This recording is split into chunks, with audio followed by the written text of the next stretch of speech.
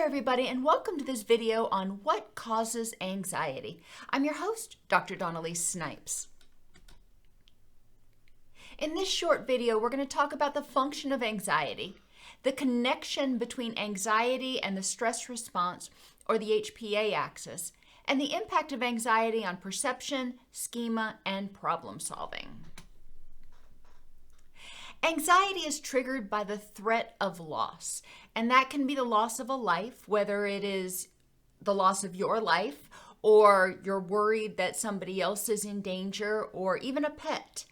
It can be triggered by the loss of dreams or hope. If you had always dreamed of something happening and it looks like that's not going to happen, or if you look towards the future and what you had always envisioned as your future is not going to come to pass, you could feel anxious about that. A loss of meaning or understanding can also trigger anxiety. When the world goes topsy-turvy and you can't figure out, okay, what happened? How do I anticipate what's going on? That can trigger anxiety. The loss of relationships, whether it is your self-esteem or relationships with other people, can trigger anxiety, as well as the loss of control. As humans, we like to have some element of control over our lives. And when there's a big unknown out there, or when we face a direct threat of loss of control, we face a direct threat that somebody is going to tell us what we have to do, it can trigger anger or anxiety. Sometimes we feel anxious when we are worried about a loss of status because of a failure. If you fail a project or if you fail a test, it could mean that you lose status. Your grade goes down, or maybe you lose status from being the valedictorian down to not being the valedictorian anymore. And stuff. And I put this one on here because sometimes it does trigger feelings of anxiety. If you're worried that you're going to lose stuff, if that stuff is important to you, it can trigger anxiety. Whether it's important to you because it has memories that you cherish, or it's important to you because it is part of your identity. The threat of the loss of stuff can promote anxiety in a lot of people. But what is anxiety? Anxiety is really a lot more simple than people make it out to be. It's an emotion that's designed to motivate you to action. It's part of the fight or flight response. When your brain thinks that there might be a problem, just like a smoke alarm, when there might be a problem, it goes off and it dumps a bunch of energy into your system so you have the ability to get up and see if there's a problem. Just because it is triggered, just because you feel anxious, doesn't mean there's necessarily a threat. Your body is giving you the energy to get up and evaluate if there is a threat, and then if there is, the ability to flee from it. An example, you hear a strange sound at night and you get anxious or frightened. I know when I'm staying home alone, we live out in the country, and we don't have a lot of neighbors nearby, so it can be a little bit anxiety provoking if I hear a weird noise outside. When that happens, do you hide under the covers and just worry about it? If so, how helpful is that? Then you become more hypervigilant and you probably start hearing every other sound, and you start hearing creaks and what have you. And your anxiety just continues to intensify and continues to spiral. And the interesting thing is that's your body continuing to dump glutamate and energy and things in an effort to try to motivate you to, hey, get up and see if there's a problem, so if there is, we can get the heck out of here. The more helpful response is to use that energy when you feel anxious to evaluate if it's a problem in this context at this time, or in this case, just a raccoon. What can you do? You can sit there, you hear this noise, you can go through, use that energy to go through the possibilities in your mind. It could be a raccoon, it could be the dog.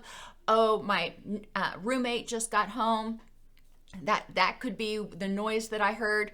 So that's part of it. You can evaluate the possibilities.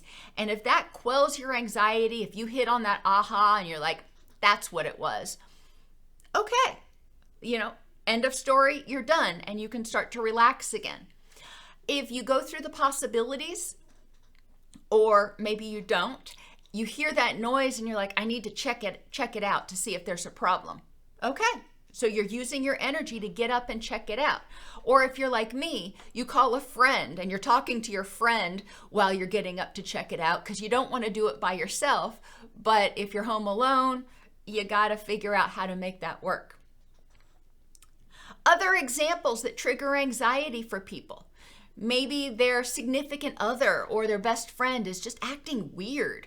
So they're concerned that that person is angry with them. They're fearing abandonment. They're fearing rejection. They don't know what's going on. There's just this unsettled feeling in the pit of their stomach. Maybe it's not overwhelming anxiety, but it is a gnawing feeling.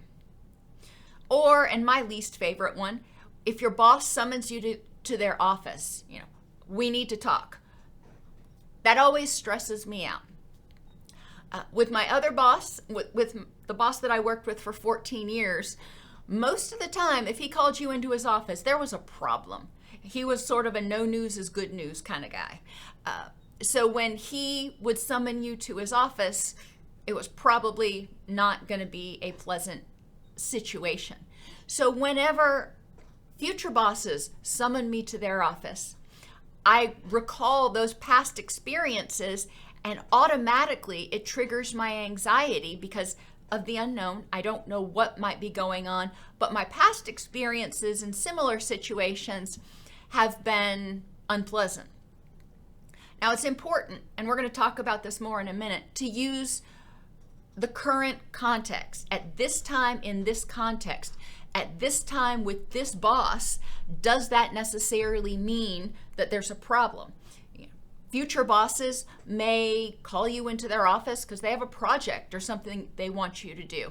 And it may not be a no news is good news sort of situation. So anxiety is worry, is fear, whatever word you want to put on it. It's a response to a perceived threat or stressor.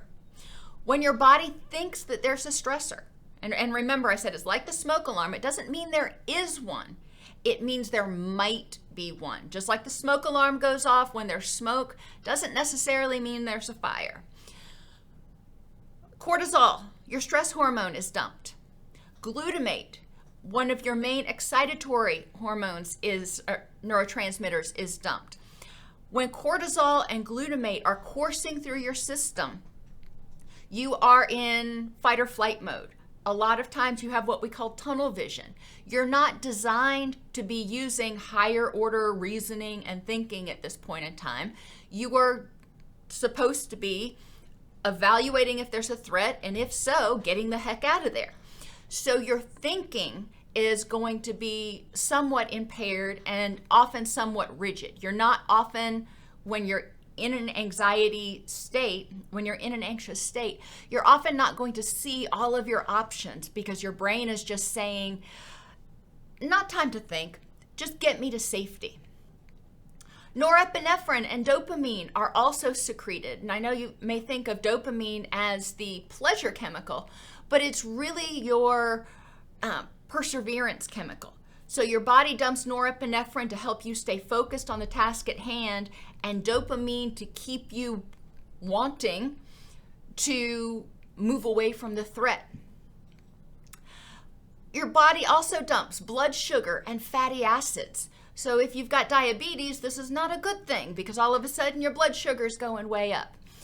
But blood sugar is designed for the short fight. Just like when you eat sugar, you can have a spike and then a crash.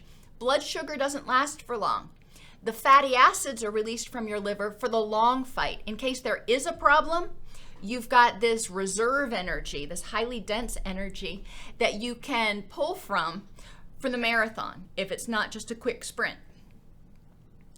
The stress response, unfortunately, often leads to emotional reasoning and memories of other similar situations. When you have that stress response, you feel anxious. And a lot of people have always reacted this way. When they feel anxious, they think, I fear, therefore I am in danger. And I'm kind of modifying Descartes' statement. But it's important to recognize that emotional reasoning is not fact-based reasoning. I fear, therefore there might be a problem, is a more effective statement. However, if you've always grown up thinking, I'm scared, therefore there must be something to be scared about, guess what? You're going to find something to be scared about. You're going to see the threats in the environment. Well, all of that gets encoded, and every time that happens, you encode more, and every time that happens after that, you call on those emotion-based schema, those emotion-based expectations for what's going to happen instead of fact-based ones. Therefore, in addressing anxiety, one of the most important things is to be able to recognize the feeling for what it is. It's designed to get you to move, to take action, to see if there is a threat, and then use facts in the present context to see if there is a threat, and if so, what to do about it. What is the impact of anxiety? I already mentioned that anxiety, when you're in that fight or flight state, it's going to impact your ability to think clearly. But let's go through all of the things. When people are anxious, the gastrointestinal system is not in rest and digest, it is in fight or flee. So the body says, hey, let's get rid of some of that stuff. So everything speeds up, which is why a lot of people get stomach cramps or GI distress, we'll say, when they get anxious. Unfortunately, when that happens, you're also not making use of the food that you've eaten, or at least not nearly as efficiently, because it's not getting digested and processed effectively. When people experience anxiety, they experience increases in muscle tension, which can create increases in pain. They may also experience increases in pain because of changes in neurotransmitter levels.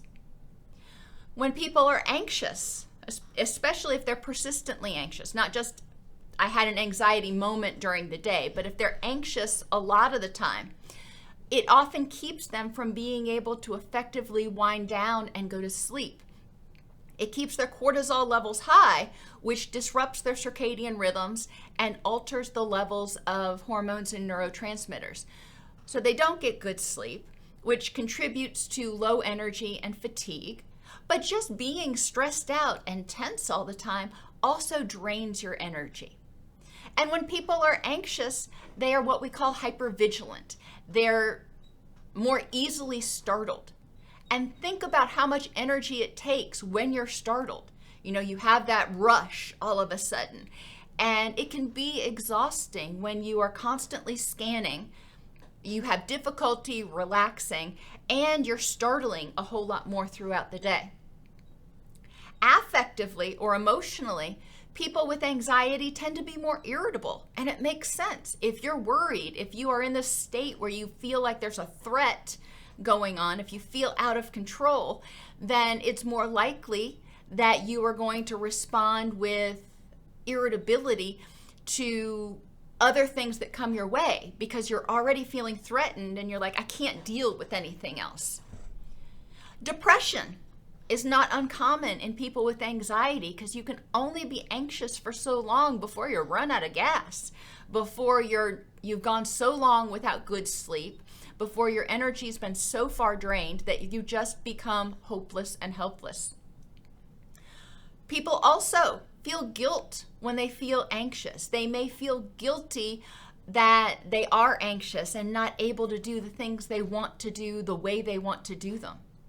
They may experience anger and resentment at other people for, quote, making them anxious. You know, you didn't call when you said you would. That triggered my anxiety. Therefore, I'm angry with you.